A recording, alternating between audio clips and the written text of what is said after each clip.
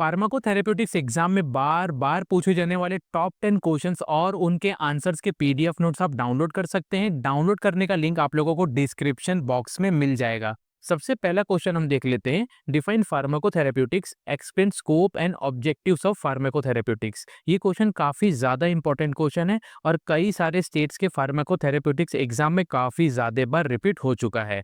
इस क्वेश्चन के आंसर के अंदर हमें सबसे पहला तो ये बताना है कि फार्माकोथेरेप्यूटिक्स का मतलब क्या होता है, इसका डेफिनेशन क्या होता है, उसको अच्छे तरीके से लिखना है। इसके बाद हमें फार्माकोथेरेप्यूटिक्स के स्कोप को अच्छे तरीके से इन डिटेल लिखना है और लास्ट में हमें ऑब्जेक्टिव्स ऑफ फार्माकोथेरेप्यूटिक्स को अच्छे तरीके से डिटेल में लिखना है। ये क्वेश्चन एग्जाम में 3 से 6 मार्क्स के लिए पूछा जाता है। नेक्स्ट क्वेश्चन हम देख लेते हैं। What do you mean by evidence based medicine, right it importance. ये क्वेश्चन भी काफी ज्यादा इंपॉर्टेंट क्वेश्चन है और कई सारे स्टेट्स के फार्माकोथेरेप्यूटिक्स एग्जाम में काफी ज्यादा बार पूछा गया है।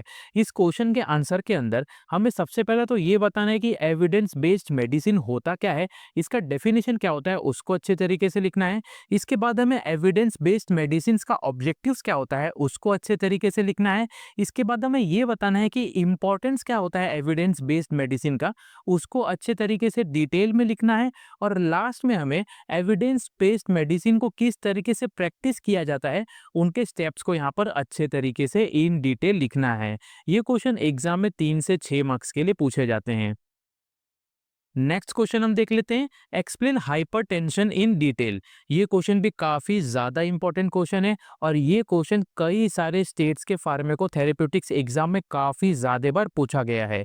इस क्वेश्चन के आंसर के अंदर हमें सबसे पहले तो ये बताना है कि हाइपरटेंशन का मतलब क्या होता है, हाइपरटेंशन का डेफिनेशन क्या है, उसको अच्छे तरीके से बताना है। इसके बाद हमें ये बताना है कि टाइप्स ऑफ हाइपरटेंशन कौन कौन से होते हैं। इसके बाद हमें एटियोपैथोजेनेसिस ऑफ हाइपरटेंशन को अच्छे तरीके से लिखना है। इसके बाद हमें क्लिनिकल मैनिफेस्टेशन क्या होता है हाइपरटेंशन का, उसको अच्छे तरीके से लिखना है। और बाद में हमें जो भी हाइपरटेंशन का नॉन फार्माकोलॉजिकल मैनेजमेंट होता है, यानी कि जो नॉन फार्माकोलॉजिकल ट्रीटमेंट होता है हाइपरटेंशन का, उसको अच्छे तरीके से लिखना है। और लास्ट में हमें हाइपरटेंशन के फार्माकोलॉजिकल मैनेजमेंट या फिर फार्माकोलॉजिकल ट्रीटमेंट को अच्छे तरीके से इन डिटेल लिखना है। ये क्वेश्चन एग्जाम में 3 से 6 मार्क्स के लिए पूछा जाता है। नेक्स्ट क्वेश्चन हम देख लेते हैं। Right detail about CHF। ये क्वेश्चन भी काफी ज्यादा इंपॉर्टेंट क्वेश्चन है और ये क्वेश्चन भी कई सारे स्टेट्स के फार्माकोथेरेप्यूटिक्स एग्जाम में काफी ज्यादा बार रिपीट हो चुका है। यहाँ पर CHF का मतलब होता है कंजेस्टिव हार्ट फेलियर। इस क्वेश्चन के आंसर के अंदर हमें सबसे पहले तो ये बताना है कि CHF यानी कि कंजेस्टिव हार्ट फेलियर का मतलब क्या होता है, इसका डेफिनेशन क्या होता है, उसको अच्छे तरीके से लिखना है। इसके बाद हमें CHF यानी कि कंजेस्टिव हार्ट फेलियर के टाइप्स को अच्छे तरीके से बताना है। इसके बाद हमें ये बताना है कि किसी भी पेशेंट को CHF किस तरीके से होता है, यानी कि कॉजेस ऑफ CHF को अच्छे तरीके से बताना है। इसके बाद हमें CHF के इटियोपैथोजेनेसिस को अच्छे तरीके से लिखना है। और बाद में हमें जो भी क्लिनिकल मैनिफेस्टेशन होता है CHF का, उसको अच्छे तरीके से इन डिटेल लिखना है। और लास्ट में हमें non pharmacological management and pharmacological management of congestive heart failure को अच्छे तरीके से इन डिटेल लिखना है। ये क्वेश्चन एग्जाम में 3 से 6 मार्क्स के लिए पूछा जाता है। नेक्स्ट क्वेश्चन हम देख लेते हैं। Explain PCOS। यहाँ पर PCOS का मतलब होता है पॉलीसिस्टिक ओवरी सिंड्रोम। ये क्वेश्चन भी काफी ज्यादा इंपॉर्टेंट क्वेश्चन है और एग्जाम में ये क्वेश्चन 3 से 6 मार्क्स के लिए पूछे जाते हैं। इस क्वेश्चन के आंसर के अंदर हमें सबसे पहले तो PCOS यानी कि पॉलीसिस्टिक ओवरी सिंड्रोम का मतलब क्या होता है, इसका डेफिनेशन क्या होता है, उसको अच्छे तरीके से लिखना है। इसके बाद हमें PCOS का इटियोपैथोजेनेसिस क्या होता है, उसको अच्छे तरीके से लिखना है। इसके बाद हमें ये बताना है कि PCOS का रिस्क फैक्टर क्या क्या हो सकता है, उसको अच्छे तरीके से इन डिटेल लिखना है। और बाद में हमें क्लिनिकल मैनिफेस्टेशन क्या क्या होते हैं PCOS के, उसको अच्छे तरीके से लिखना है। और लास्ट में हमें non pharmacological management and pharmacological management of PCOS को अच्छे तरीके से इन डिटेल लिखना है। ये क्वेश्चन भी काफी ज्यादा इंपॉर्टेंट क्वेश्चन है और कई सारे स्टेट्स के फार्माकोथेरेप्यूटिक्स एग्जाम में काफी ज्यादा बार रिपीट हो चुका है। नेक्स्ट क्वेश्चन हम देख लेते हैं, एक्सप्लेन डिसमेनोरिया। ये क्वेश्चन भी काफी ज्यादा इंपॉर्टेंट क्वेश्चन है और एग्जाम में ये क्वेश्चन 3 से 6 मार्क्स के लिए पूछे जाते हैं। इस क्वेश्चन के आंसर के अंदर हमें सबसे पहला तो ये बताना है कि डिसमेनोरिया का मतलब क्या होता है, डिसमेनोरिया का डेफिनेशन क्या होता है, उसको अच्छे तरीके से लिखना है यहाँ पर। इसके बाद हमें डिसमेनोरिया का टाइप्स क्या क्या होता है, उसको अच्छे तरीके से बताना है। इसके बाद हमें ये बताना है कि डिसमेनोरिया का इटियोपैथोजेनेसिस क्या होता है, उसको अच्छे तरीके से लिखना है। और बाद में हमें क्लिनिकल मैनिफेस्टेशन क्या होता है डिस्मेनोरिया का, उसको अच्छे तरीके से इन डिटेल लिखना है। और बाद में इसके हमें जो भी नॉन फार्माकोलॉजिकल ट्रीटमेंट होता है या फिर जो नॉन फार्माकोलॉजिकल मैनेजमेंट होता है डिस्मेनोरिया का, उसको अच्छे तरीके से लिखना है। और लास्ट में जो भी फार्माकोलॉजिकल मैनेजमेंट या फिर जो फार्माकोलॉजिकल ट्रीटमेंट होता है डिस्मेनोरिया का, उसको अच्छे तरीके से इन डिटेल हमें यहाँ पर लिखना है। वीडियो में आगे बढ़ने से पहले मैं आप लोगों को रिकमेंड करना चाहूंगा कि फार्माकोथेरेप्यूटिक सब्जेक्ट के टॉप 25 मोस्ट इंपॉर्टेंट क्वेश्चन और उसके आंसर्स के वीडियो एंड फार्माकोथेरेप्यूटिक सब्जेक्ट के मोस्ट इंपॉर्टेंट 1 मार्क्स वाले क्वेश्चंस और उसके आंसर्स के वीडियो को देख लीजिए, क्योंकि ये दोनों वीडियोस काफ़ी ज़्यादा इंपॉर्टेंट वीडियो है।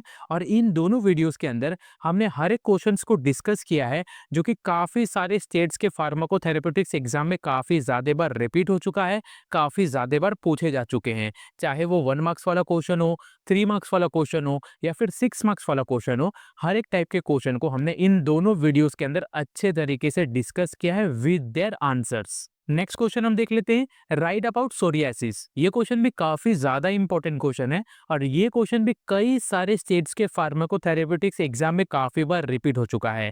इस क्वेश्चन के आंसर के अंदर हमें सबसे पहला तो ये बताना है कि सोरियासिस का मतलब क्या होता है, सोरियासिस का डेफिनेशन क्या होता है, उसको अच्छे तरीके से लिखना है। इसके बाद हमें सोरियासिस के इटियोपैथोजेनेसिस क्या होते हैं, उनको अच्छे तरीके से लिखना है। इसके बाद हमें ये बताना है कि सोरियासिस का क्लिनिकल मैनिफेस्टेशन क्या होता है, उसको अच्छे तरीके से डिटेल में लिखना है। बाद में हमें नॉन फार्माकोलॉजिकल मैनेजमेंट क्या होते हैं सोरियासिस के, या फिर नॉन फार्माकोलॉजिकल ट्रीटमेंट क्या होते हैं सोरियासिस के, उनको अच्छे तरीके से लिखना है। और लास्ट में हमें सोरियासिस के फार्माकोलॉजिकल मैनेजमेंट को या फिर फार्माकोलॉजिकल ट्रीटमेंट को अच्छे तरीके से इन डिटेल लिखना है। ये क्वेश्चन भी काफी इंपॉर्टेंट क्वेश्चन है और ये क्वेश्चन एग्जाम में 3 से 6 मार्क्स के लिए पूछे जाते हैं।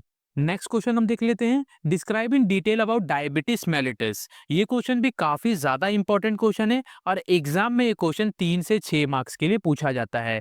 इस क्वेश्चन के आंसर के अंदर हमें सबसे पहले तो ये बताना है कि डायबिटीज मेलिटस का मतलब क्या होता है, डायबिटीज मेलिटस का डेफिनेशन क्या होता है, उसको अच्छे तरीके से लिखना है।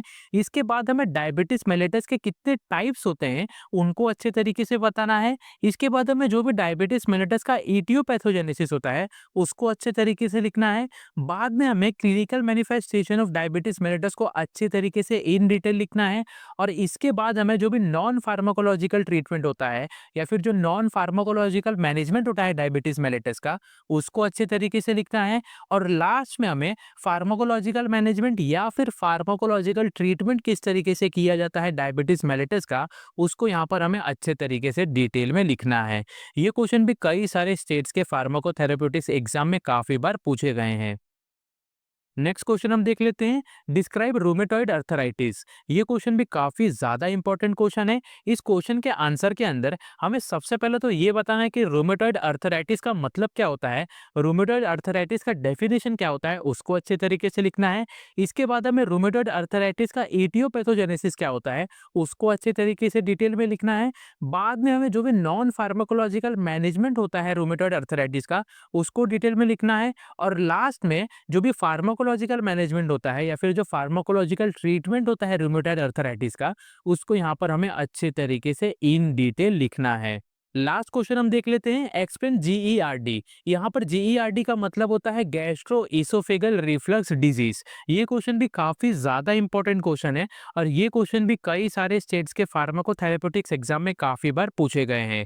इस क्वेश्चन के आंसर के अंदर हमें सबसे पहले तो ये बताना है कि जीईआरडी का मतलब क्या होता है, इसका डेफिनेशन क्या होता है, उसको अच्छे तरीके से लिखना है। इसके बाद हमें जीईआरडी के इटियोपैथोजेनेसिस क्या होते हैं, उनको अच्छे तरीके से लिखना है। बाद में हमें जो भी क्लिनिकल मैनिफेस्टेशन होता है जीईआरडी का, उसको अच्छे तरीके से लिखना है। इसके बाद हमें जो भी नॉन फार्माकोलॉजिकल मैनेजमेंट होता है जीईआरडी का, उसको डिटेल में लिखना है। और लास्ट में हमें फार्माकोलॉजिकल मैनेजमेंट क्या क्या होते हैं जीईआरडी के, उसको अच्छे तरीके से इन डिटेल लिखना है। 10 क्वेश्चंस के साथ-साथ आप ये क्वेश्चंस भी एग्ज़ाम में देख के जाइए, क्योंकि ये क्वेश्चंस भी फार्माकोथेरेपेटिक्स एग्ज़ाम में कई बार रिपीट हो चुके हैं। सो ये तो थे फार्माकोथेरेपेटिक्स एग्ज़ाम में बार-बार पूछे जाने वाले टॉप 10 क्वेश्चंस और उनके आंसर्स की वीडियो।